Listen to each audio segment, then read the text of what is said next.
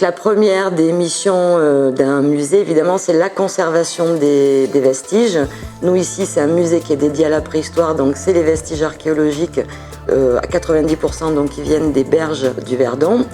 Conservation, ça veut dire qu'on va avoir des espaces dédiés et aménagés selon un certain nombre de règles pour s'assurer la conservation pour les générations futures de tout ce qui a été trouvé essentiellement dans les grottes qui bordent le Verdon.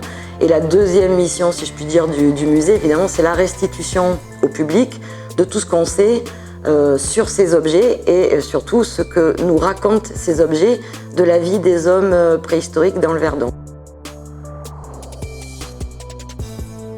Quand on regarde l'évolution au sens le plus large des sociétés préhistoriques, on lie totalement le comportement de l'homme préhistorique à son environnement. Il y a une phase très longue en Europe qui dure quasiment 1 million d'années, qui est la phase paléolithique, où là l'homme, par l'activité de prédation, va prélever ce dont il a besoin pour se nourrir. Et au-delà, il y a une relation avec l'environnement dans lequel on prélève ce dont on a besoin et j'ai envie de dire pas plus. Cette notion de réserve, elle va plutôt intervenir dans le mode de vie des hommes du néolithique, puisqu'avec l'agriculture et l'élevage, on va pouvoir faire des stocks de nourriture.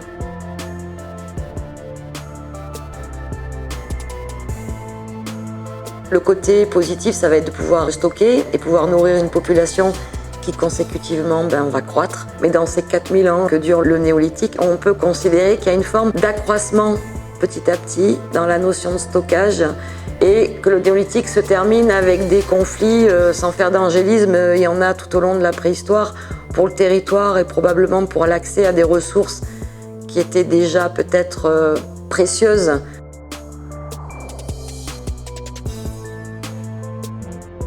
L'enseignement des sociétés préhistoriques amène à prendre conscience qu'on est peu de choses par rapport à tout ce qui nous précède et qu'on est aussi en grande responsabilité par ceux qui vont nous suivre. Parce que sans ces ressources naturelles, il n'y a pas de pérennité de l'occupation humaine et on peut même se dire qu'il n'y a pas de pérennité de l'espèce humaine.